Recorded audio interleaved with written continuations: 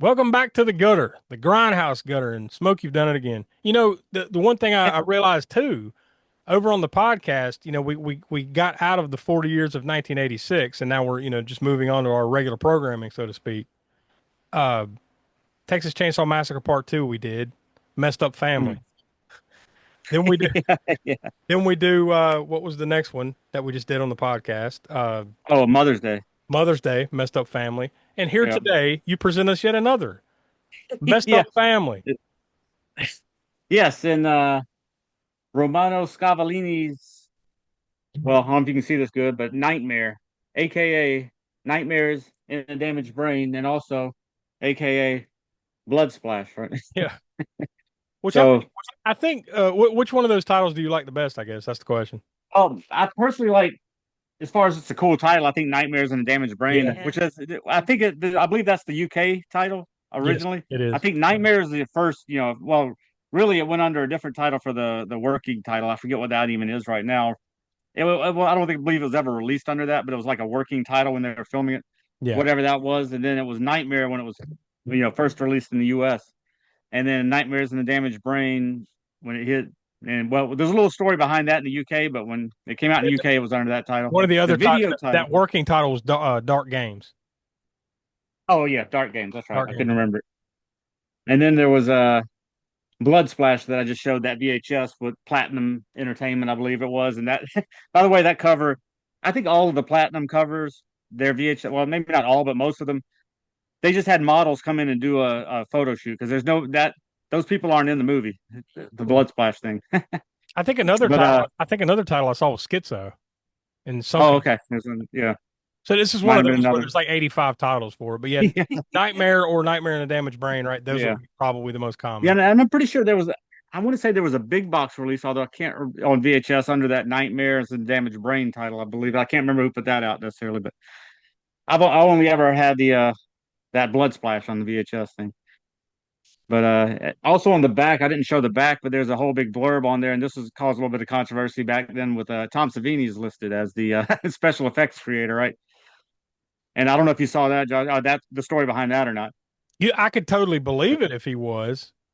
Well, he was credited with it, but apparently there was a big stink on that. And back in the 80s when this movie was, at least I don't know about when it hit theaters, some point when it was distributed, whether on VHS or in theaters, Savini had put out there that no, I didn't have anything to do with this movie in the terms of actually doing the effects for it. I just consulted with them, Uh, and then they used my name to say that it was, there was another movie that we did recently where there was something like that, where yeah, something like that. one of the I don't even remember what it was, but it was somebody that had something to do with Alien, and then they consulted on this cheaper movie, and then they used that guy's Oh name. yeah, yeah, Yeah, yeah. yeah, something like Plastered it on the from the on the makers of photo. Aliens. Like, no, no, no, no. I didn't. Yeah, Yeah, that yeah, they used that kind of like here too from the special effects Tom Savini that did Dawn of the Dead and Creep Show. yeah. So they plastered that on. I don't know about the movie posters, but certainly on this video box. And then there's a shot of Savini on set of Nightmare. He's holding an axe in his hand, and that kid, it's the scene, of course, where the main scene that keeps replaying The of flashback, the the flashback. decapitation Yeah, axe scene with the kid, right, where he's the nightmare is the damaged brain title comes from, although it's not really a nightmare. It is a nightmare, but it's not. It's his reality. But at any rate, it's a scene of Savini on the set with the kid and somebody else in there with him, and he's holding up an axe. So he did consult with him literally on set, not just over the phone, I guess, in some capacity. And apparently there is a new interview or an interview at some point with Tom Savini that's put out on that. I believe it 88 Films. No, Severin. Or Severin, because that 88 Films also has a release of this movie. Severin is probably the most recent one, I believe. It has like a 2 disc set and then a 3 disc set of it on 4K. I believe that there's a Savini thing on there, and I haven't seen that, so I can't really. I don't know what that information is. I just know that he wanted to clear his name in this movie, I guess. Although I don't know why necessarily. I mean, yeah, it's grindhousey for sure, and it's got some controversial themes and everything, but not anything more controversial than Maniac, which Tom Savini did do the effects for. So maybe just once again, we don't do full spoilers here on Grindhouse mm, Gutter, because we don't want to give away the endings and anything like that. But maybe just because it has stuff to do with kids, maybe possibly, yeah, maybe could that's the maybe touchy so. side. Yeah. We're like. maybe Yeah. some people would want to distance themselves because Yeah. I mean, and the fact that no, he really didn't do the full on effects for the movie, and they put the name on there as though they, it's kind of like it's just deceptive type, promotional material to sell the movie, right? yeah, So I mean, I'm sure he probably didn't. Maybe he saw some of those effects. It's like I don't want my name necessarily associated. I'm not saying that the effects are bad. I mean, I think they're pretty done decently. Whoever did them. yeah, But yeah. I I mean, mean, I mean, also knowing Savini's effects, I could say that some of those probably aren't Savini's for sure. yeah, yeah. But For the most part, it's not Savini level, but it's still pretty yeah, good. You still said, good, still yeah, done yeah. well. Yeah, And if you didn't know, you wouldn't necessarily be able to pick it apart like that. nah. There's just an interesting tidbit of behind the scenes on it that I'd like to get that Severin DVD, not just for that, just for all the things that are on there. Yeah, I think I saw there's like a full length documentary on that one. Yeah, Or and also, there's also a 42nd Street thing on there, and which is apt because there is a short but sweet 42nd Street scene in this film, or a couple of scenes or so, right? From when he's walking down 42nd Street and hitting various theaters, like you can see the posters for Caligula playing at Cine 42, although you can't see the name of he didn't necessarily pan up at the camera. I guess he didn't necessarily want to give uh free publicity to the names of the theaters at the time, maybe. Mm, But you see him walking the street and you can see posters. Like I said, one of them's Caligula, and that was the Cine 42 theater. And then the other one was what was some of the other ones? A Charlie Chan movie, right? hmm That he walks by that marquee, and that was the Harris Theater. And then there's one playing three kung fu movies, and I don't know. I'm not 100% sure on that. Could be Anco or Victory. They both played mostly kung fu movies on 42nd Street. It could be either one of those. And then he goes into a peep show, which that could either be Playland or Show World. I'm not 100% sure on what that one was, but it's one of those right there on in 42nd Street area. I assume because they were just doing that street walk right there, so it's probably right around there. And the best I can tell, they shot this thing kind of like up and down the East Coast. Although, like, I find it funny that like they bring up Myrtle Beach, Myrtle Beach, yeah, which yeah. When I was which watching isn't this, too awfully far from where we are, right? yeah, yeah, yeah. But they didn't, from what I can tell, they didn't shoot anything there. Now I guess Everything, that was Florida. They probably just shot it yeah, at a Florida beach, yeah, but like just yeah, to show that he's traveling, they had like a radio program saying, "All right, here in Myrtle Beach, South Carolina. yeah. Come Next on up down to is this whatever." Yeah, whatever this place in North Myrtle Beach or whatever. I'm like, oh yeah, yeah, crap. And then I went and looked and like, yeah, they hadn't shot anything that I could tell there. Mostly yeah, yeah. mostly at New York up in that area and then stuff down in Florida. Florida. I think Cocoa Beach, right? Pretty sure. Yeah, something like that. Yeah. Something like that. And there's another thing though with Myrtle Beach where his doctor, I don't know, it was weird. Remember those TV computer screen things where the Oh, doctor was looking at it, had his face up there in like a profile. Oh Two different yeah, scenes. One where they were just showing his profile, yeah, right? and they were trying to figure out where he is using this Yeah, computer. the computer thing, because computers were fairly, Yeah, pretty newish yeah, at this time for it like, seems like it's too advanced for 1981 type of setup. yeah, yeah, It's like, yeah, yeah. That's why it's like interesting going back and looking at that stuff now. Well, okay, they were trying to do this computer thing in here. I mean, yeah, computers were obviously around for a long time before this, but far as like consumer type things for people to use and like this guy was using, it was yeah. not so much probably, but I mean, but they were putting that aesthetic in there, the computer technology thing of him trying to track him, and then that's when they had Myrtle Beach on one of the screens too. I'm like, oh, okay, What's the interesting again for us because we are in that area. So what's the easiest way to describe this movie without giving away spoilers? Okay, you ready? Uh-huh. This is my one of my favorite slashers. I say it's just like Pieces, but it's more grim.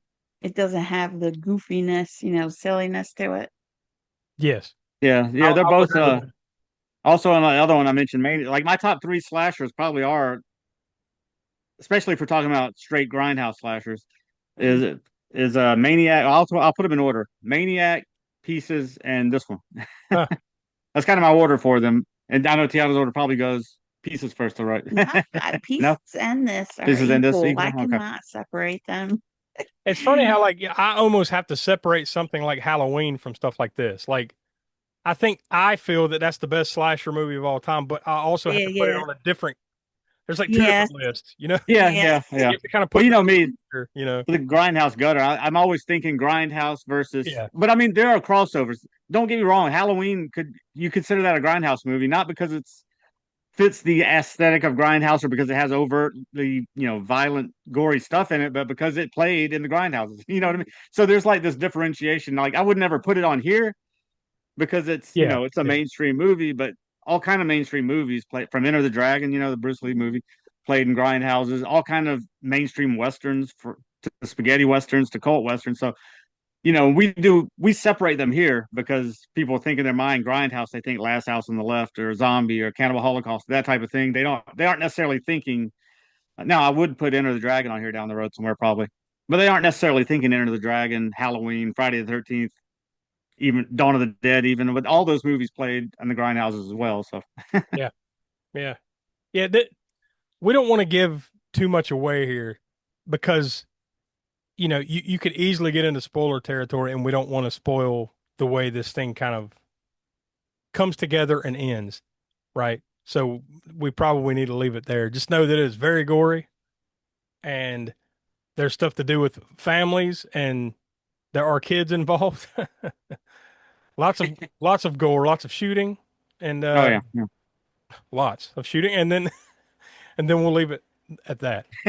and again, like I already mentioned, the added bonus for me specifically, especially here on the Grindhouse, is anytime that there is a Grindhouse scene in a movie. In other words, the 42nd Street scene is it's a big bonus for me.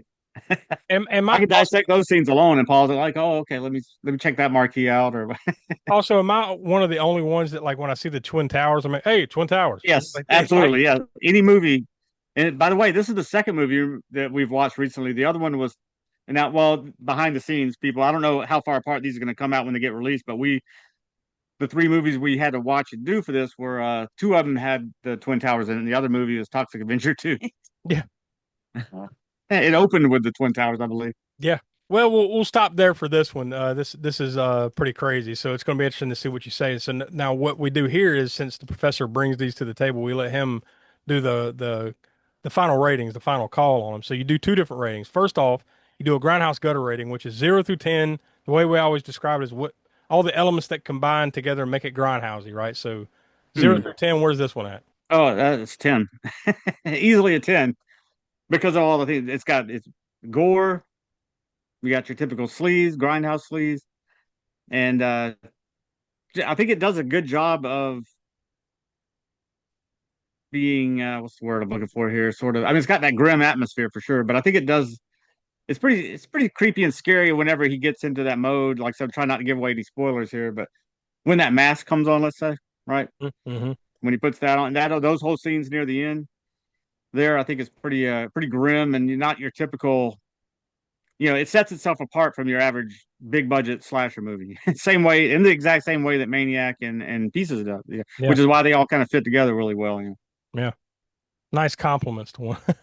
Yeah, yeah, it's a good. If you want to watch a triple feature of pure Yeah, grindhouse slasher, movies, and those three, you can't really do any better than those three, really. they're I high mean, end, well, there's high plenty end more out there, example. but yeah, Yeah. yeah, there's others that we'll get to. For instance, Bloody Moon by Jess Franco. That's another good one, but we'll get that. I'll get that on here some point down the road. I have no doubt that you will find a way. Um, so the last thing that you do is we don't do star ratings here. That's too hoity-toity for the grindhouse. What we do here is you go 0 through 5, same system, but it's based on what genre it is. So we do Yeah, westerns, kung fu, all that, the different genres we do. So since this one is a horror movie, you're going to give out cleavers. So zero yeah. through five cleavers. Where do you land? I'm going to the top on this one too. A five cleaver in terms of grindhouse. Yeah, this is top notch, and I don't know how many. We'll have to do a little average at some point, maybe a running tally of 10 for five. You know what I mean? 10 for Yeah. the grindhouse score and five on the rating. Like How how many many of those? how many movies go 2 for 2 in the Yeah, I mean, I can think of a few off the top of my head. I'm sure we did Cannibal Holocaust on the first episode, right? We kicked it off with a bang, I think, with Cannibal Holocaust. Pretty Well, sure it was just the first I'll episode just or go the second most episode. because I have it in front of me. The most recent one was a couple months ago when you did Combat Shock. Yeah, yeah. That was a 5 and 10. So Pretty sure I gave Zombie, probably gave Fulci Zombie the same rating in Cannibal Holocaust. probably, yeah, without Maybe a looking all couple the way others, back. I'm Yeah, sure. there's been a handful, but yeah, Yeah, seemed yeah. like you had a couple right when we first started this. And believe it or not, we're approaching because I just looked at this before we started recording. It's been almost 4 years since we started this Grindhouse Gutter series here on Oh YouTube. yeah. we encourage you Yeah, to it go through doesn't the feel. archives and go check out all these episodes. I mean, we've had a ton of fun over the years doing this one. So we'll leave it there. But before we do, next month, what are you bringing to the table for us? Well, next month is going to be it's Grindhouse. It still fits the Grindhouse criteria, but since we're doing our Universal Summer Special, it fits that, and so it's a little bit more. I won't say it's fully highbrow, but it is more highbrow than what you usually get from the Grindhouse gutter, right? Because it is Universal and it did get main release other places, but it played the Grindhouse circuit as well, and that's Monty Hellman's Two Lane Blacktop. Yeah, I've seen that title before, but I've never watched that movie, so I'm interested in checking that one out next month. It's good car exploitation. Yeah. We'll go with that. We're gonna kind of label it as an exploitation film, even though the exploitation elements are not your usual. We're Yeah, not talking we about don't loads and really types have of a violence or category anything. for like American road films. So yeah, Yeah, yeah, we'll yeah, go exploitation. It sounds good. yeah. Well, I there mean, you there go. is technically a subgenre called car exploitation, so I guess that fits as good as anything in there. Yeah, there you go. We encourage you to stay here on the channel. Go check out all of our other series, including Video Vortex and Hammer Horror in Order. Of course, we are from the All American Spook Show podcast, I should say. Easy for me to say, which comes out every Monday at 6 p.m. East, right here on the channel or wherever you get your podcast. Very easy to find. Just look up All American Spook Show and go check us out on all the socials and all that jazz. So, for Donnie, who couldn't be with us, Tiana, Professor Smoke, I'm Josh, and we'll talk to you next month.